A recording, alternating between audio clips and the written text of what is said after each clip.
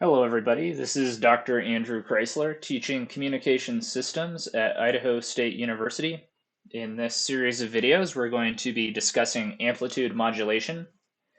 If you're in my class or you want to follow along, then there is a really good textbook for this material, which I am using as a reference, and it is this Modern Digital and Analog Communication Systems textbook.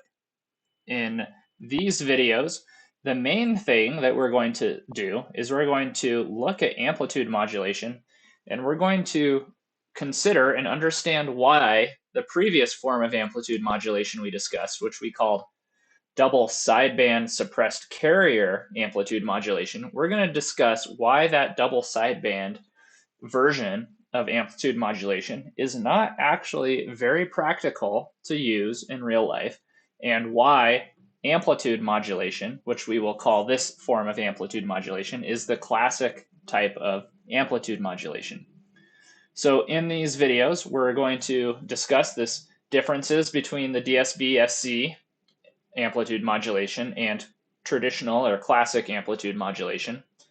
We're going to see why we should consider some effects of distortion and the channel, and this is why we should use amplitude modulation.